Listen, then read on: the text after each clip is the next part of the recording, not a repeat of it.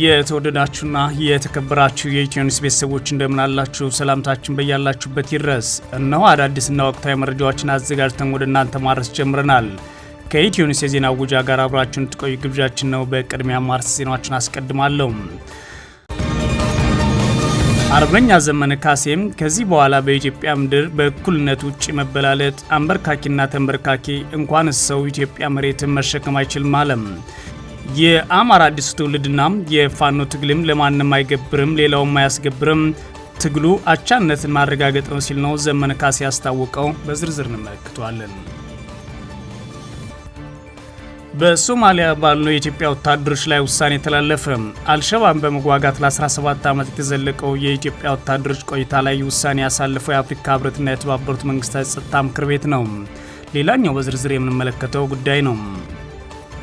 በትግራይ ክልል የአጀንዳ ማሰባሰብና የተፈናቃዮችን ልየታ በመጪው 2 ሳምንታት ውስጥ ለማከናወን አቅዶ እየሰራ መሆኑን የብልጽግና የሀገራዊ ምክክር ኮሚሽን አስታውቋል። ሀገራዊ ምክክር ኮሚሽኑ በትግራይ ክልል ማካሄድ አልቻልኩም በሚል ሰፊ ቅሬታ ሲያቀርብ የነበረ ሲሆን አሁን ደግሞ ከትግራይ ባለስልጣናት ጋር ውይይት በማድረጉ ሊጀምር ነው ብሏል። ከዛ በፊት ግን በትግራይ ክልል ተሄዶ ንግግር መደረግ እንዳለበት የትግራይ ባለስልጣናት መጠየቃቸውም ሰምቷል። በዝርዝር እንመለከተዋለን። የተባበሩት መንግስታት የጸጥታ ምክር ቤት እስራኤል ለሶማሌላንድ የሰጠችው እውቅና ተከትሎ አስቸኳይ ስብሰባ ሊጠራ ነው። ግብጽ፣ ኢራንና ቱርክ፣ ጆርዳን ጨምሮ በርካታ ሀገራት የእስራኤልን እርምጃ ተቃውሞ መግለጫ እያወጡ ይገኛሉ። ታዲያ የጸጥታው ምክር ቤት በሶማሌላንድ የሀገርነት እውቅና ጉዳይ ላይ በቅርቡ ውይይት ያደርጋል በሚል ይጠበቃል። በዝርዝር እንመለከተዋለን። የተወደዳችሁና የተከበራችሁ የኢትዮ ኒውስ ቤተሰቦች አብራችሁ ውስጥ ቆዩ። እነዚህና ሌሎች ትሰማላችሁ። መልካም ቆይታ ያውላችሁ።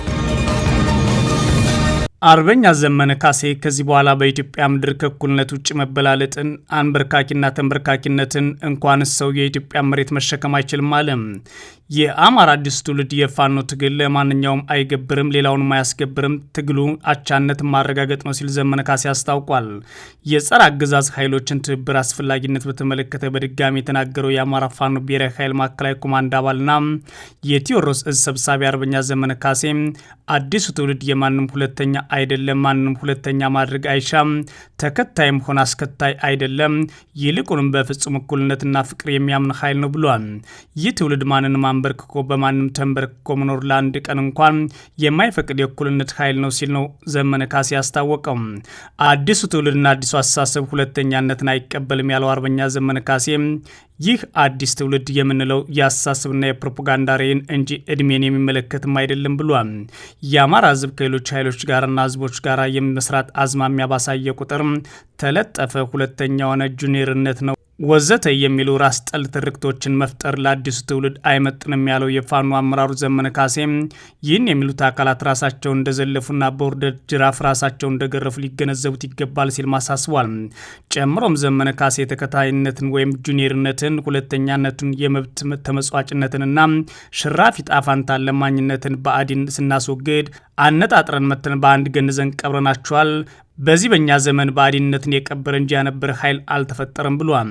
የብአዴን ተንበርካኪነት የፈጠረው ጠባሳ ስላለም የሚሰጉ ሰዎች ምራቸው ተገማች መሆኑን የገለጸው አርበኛ ዘመነ ካሴ ከስጋት አልፎ ከልክ በላይ መፍራት ግን ነውር ነው ሲል አስታውቋል።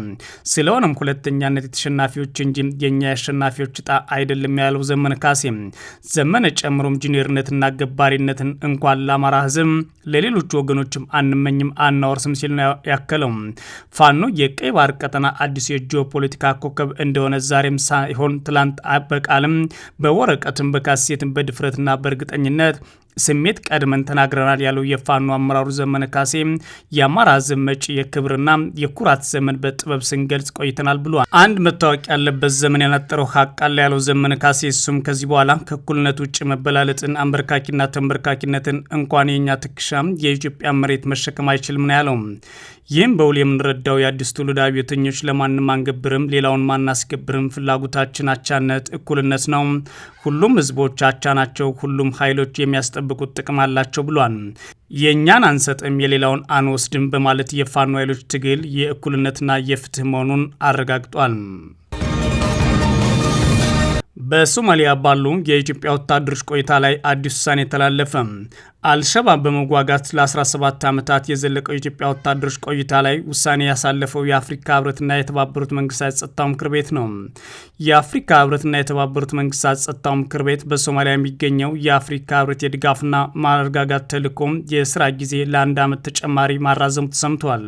በዚህም መሰረት ተልዕኮ እስከ ታህሳስ 2019 ዓ.ም የሚቆይ ሲሆን ኢትዮጵያም ወታደሮቿ በስፍራው ለማቆየት መስማማቷን የተሰማው በአዲሱ የጊዜ ሰሌዳ መሰረት ኢትዮጵያ ግብጽን ጨምሮ ወታደር አዋጭ ሀገራት 11826 ወታደሮችና 680 የፖሊስ አባላትን እስከተጠቀሰው ጊዜ ድረስ በሶማሊያ ማቆየት ይጠበቅባቸዋል። ይህ ውሳኔ የተላለፈው አልሸባብ ለመዋጋት የቀጠናው ሰላም ለማረጋገጥ አስፈላጊ ነው በመባሉ ነው። የአፍሪካ ህብረት የሰላምና ጸጥታ ምክር ቤት ግብጽ ወታደሮቿን በሶማሊያ ለማሰማራት ያሳየችው ዝግጁነት በጎ ተቀብሎታል የሚለው ዘገባው የግብጽ ጦር ቦታውን ተረክቦ እስኪሰማራ ድረስ የደህንነት ክፍተት እንዳይፈጠር የቡሩንዲና የሴራሊዮን ወታደሮች ቦታው እንዲቆዩም ጥሪ አቅርቧል። ከዚህ በተጨማሪም ኢትዮጵያና ዩጋንዳ ከአፍሪካ ህብረት ተልዕኮ ውጭ በሁለትዮሽ ስምምነት ተጨማሪ ወታደሮችን ማሰማራታቸውና መስዋዕትነት እየከፈሉ መሆኑ ተጠቅሷል። ቀደም ሲል በሶማሌላንድ የመግባባት ስምምነት ምክንያት ሞቃዲሾ የኢትዮጵያ ወታደሮችን ከአዊሶም እንዲወጡ ዛቻ ሰንዝራ የነበረ ቢሆንም አሁን ግን የኢትዮጵያ ጦር በቦታው እንደሚቀጥል ተረጋግጧል። የተልዕኮ መራዘም በዋናነት የመጣው በበጀት ጥረት ምክንያት እንደሆነ የተገለጸ ሲሆን የአፍሪካ ህብረት ኮሚሽን ከሰላም ፈንዱ $20 ሚሊዮን ቢመድብም ገንዘቡ ገና አልተለቀቀለትም። ቻይናና አሜሪካ እንዲሁም ሌሎች ለጋሽ ሀገራትን በተልዕኮ የፋይናንስ ጉዳይ ላይ አሳሳቢነታቸውን ገልጸዋል ተብሏል። በሶማሊያ አሁን ላይ የግዛት አንድነት ዋጋ ያጣ ሲሆን ሶማሌላንድ ሀገር ሁና መቀጠሏን ተከትሎ ሶማሊያ የምትወስዳቸው እርምጃዎች ካሉ የአፍሪካ ህብረት ሰላም አስከባሪ ተልዕኮ አባላትም ችግር ሊገጥማቸው ይችላል ተብሏል። በሶማሊያ ውጊያ እያደረጉ ያሉት የአፍሪካ የተባበሩት ጦር አባላት በአሁኑ ሰዓት እየተዋጉት ያለው አልሸባብ ራሱ በሶማሌላንድና በሌሎች ሀገራት ላይ ውጊያዎችን ለመክፈት እየተዘጋጀ እንደሆነ ሲነገር ተሰምቷል። እነዚህና መሰል ሁኔታዎች በሶማሊያ ያለውን ሁኔታ የሚቀይሩ ይሆናሉ ተብሎ ይጠበቃል። በትግራይ ክልል የአጀንዳ ማሰባሰብና የተሳታፊዎች ልይታ በመጪዎች 2 ሳምንታት ለማከናወን አቅዶ እየሰራ መሆኑን የብልጽግና ሀገራዊ ምክር ኮሚሽን አስታወቀ። የብልጽግና ሀገራዊ ምክር ኮሚሽን ዋና ኮሚሽነር ፕሮፌሰር መስፍን አርአያ ኮሚሽኑ ለትግራይ ክልል የምክክር ሂደት መደላድል ለመፍጠር ከተለያዩ ባለድርሻ አካላት ጋር ውይይቶችን በማከናወን ላይ ይገኛሉ ብሏል። ከክልሉ ጊዜያዊ አስተዳደር በክልሉ ከሚገኙ የፖለቲካ ኃይሎች፣ ከምሁራን፣ ከሲቪክ ማህበራት፣ ከሚዲያ አካላት ጋር ውይይት መደረጋቸውን አስረድተዋል። ወደ ትግራይ ክልል መግባት አይችሉም የተባሉና አሁን ላይ በአዲስ አበባና ሌሎች አካባቢዎች አሉ የተባሉ የትግራይ ተወላጆች ምክር የሚያደርጉበት ሂደት ለመፍጠር ታልሟልም ተብሏል።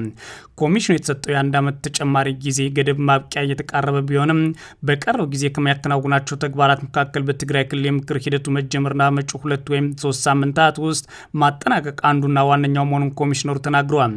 ለዚህም ሂደት የክልሉ ትብብር እንደሚያስፈልግና በእስካሁኑ ሂደት በጎ ምላሽ እንደተገኘ የገለጹት ዋና ኮሚሽነሩ ምላሹ መሬት ላይ በተግባር የሚታይ ከሆነ እስከ ታህሳስ ወር ወይም ደግሞ እስከ ጥር መጀመሪያ ሳምንት ድረስ የክልሉ የምክር ሂደት ለማጠናቀቅ መታሰቡን፣ ይህም ከሆነ እስከ ጥር 30 2018 ዓ.ም ሀገራዊ ጉባኤ ለመጥራትና ሂደቱን ለመጀመር አስበናል ብለዋል ኮሚሽነሩ።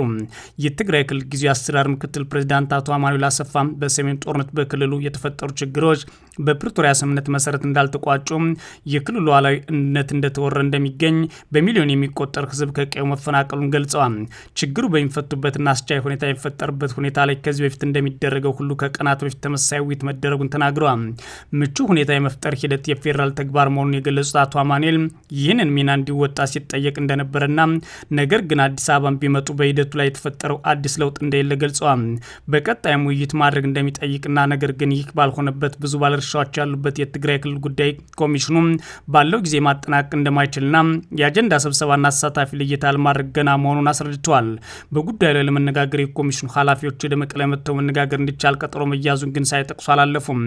በተጠቀሰው ጊዜ የትግራይ ክልል የምክክር ሂደት ማጠናቀቅ የማይቻል ከሆነ ሌላ ምን አማራጭ አለ ተብሎ የተጠየቁት ፕሮፌሰር መስፍን አርአያ የክልሉ ጊዜያዊ አስተዳደር ኮሚሽን ወደ ክልሉ በመሄድ ህዝቡን የማነጋገርና አጀንዳ የመሰብሰብ ስራዎችን ማከናወን እንዲቻል ድጋፍ የሚያደርግ ከሆነ ሌሎች አማራጮች እንዲመለከቱ የሚያስገድድ ሁኔታ አይኖርም ብለዋል። ወደ ትግራይ ክልል መሄድ የማይችሉ የትግራይ ተወላጆች ኮሚሽኑ በሚያስቀምጠው የጊዜ ሰሌዳ መሰረት አጀንዳቸውን ማቅረብ እንደሚችሉ ነገር ግን በአካል ተሳትፎ የሚያደርጉበት ሁኔታ እንደሚያመቻቹ ዋና ኮሚሽነሩ ተናግረዋል ማለት ሪፖርተር ነው የዘገበው። የተባበሩት መንግስታት ጸጥታው ምክር ቤት እስራኤል ለሶማሌላንድ የሰጠችው እውቅና ተከትሎ አስቸኳይ ስብሰባ ሊያደርግ ነው። የሶማሌላንድ እውቅና አሁንም አነጋጋሪ የሆነ ሲሆን በርካታ ሀገራት ደግሞ ጉዳዩን እየተቃወሙት ይገኛሉ። ግብጽ፣ ኢራን፣ ቱርክ፣ ጆርዳንን ጨምሮ በርካታ ሀገራት የእስራኤልን እርምጃ ተቃውሞ መግለጫቸው ማውጣታቸውን ቀጥለዋል። የተባበሩት መንግስታት ጸጥታው ምክር ቤት በሚመጣው ሰኞ እስራኤል ለሶማሌላንድ የሰጠችውን እውቅና በተመለከተ አስቸኳይ ስብሰባ ሊያደርግ መሆኑ ተሰምቷል። ይህ የገለጹት የተባበሩት መንግስታት የእስራኤል አምባሳደር የሆኑት ዲኒ ዳሮን ይህን የገለጹት በተባበሩት መንግስታት የእስራኤል አምባሳደር የሆኑት ዳኒ ዳኖን የእስራኤል ከፖለቲካዊ ውይይቶች አታፈገፍግም ብለዋል። በኤክስ ገጻቸው ሀሳባቸውን ያሰፈሩት አምባሳደሩ ሀገራቸው ከአጋር ሀገራት ጋር ትብብር ለማጠናከር ቀጠናዊ መረጋጋትን ለማምጣት በሚል ኃላፊነት በተሞላበትና ግልጽ በሆነበት ሁኔታ እንደምትንቀሳቀስ አሳውቀዋል። ባለፈው አርብ እስራኤል ለሶማሌላንድ እውቅና መስጠቷን ተከትሎ በርካታ የአረብ ሀገራት ተቃውሟቸውን እያሰሙ ይገኛሉ። ከአረብ ሀገራት ውጭ ያሉ በርካታ ሀገራትም የተቃውሞ ድምጻቸውን ማሰማት ጀምረዋል። ኢራን አንዷ ሆናለች። ከነዚህ መካከል እስራኤል ለሶማሌላንድ ይፋ እውቅና የሰጠች የመጀመሪያ ሀገር ብትሆንም ተቃውሞዎች ግን በርክተዋል። ቱርክ፣ ኢራን፣ ግብጽ፣ ጆርዳን፣ ሳውዲ አረቢያ፣ ኳታር፣ ጅቡቲ፣ ኪዮት እንደዚሁም ኢራቅ እንዲሁም ናይጄሪያና ፓኪስታን ጨምሮ በርካታ ሀገራት በጋራ ባወጡት መግለጫ እስራኤል ለሶማሌላንድ እውቅና መስጠቷን በጽኑ ተቃውመዋል። የጆርዳን የውጭ ጉዳይ ሚኒስቴር በማህበራዊ ሚዲያ ገጹ ባጋረው መግለጫ ሀገሪቱ እስራኤል የሶማሌ ክልል ለሆነችው ሶማሌላንድ የሰጠችው እውቅና በሙሉ ድምጽ እናወግዛለን ብሏል። መግለጫው ሀገራቱም የእስራኤልን ውሳኔ ያወገዙት በአፍሪካ ቀንድ በቀይ ባህርና በጠቅላላው በመላው ዓለም ሰላምና ጸጥታ ላይ ሊኖሩ የሚችለውን አሉታዊ ተጽዕኖ ከግምት ውስጥ በማስገባት እንደሆነ አስታውቀዋል። መግለጫው ይህ እስራኤል ለዓለም አቀፉ ሕግ ያላትን ንቀት የሚያሳይ ነው ይላሉ።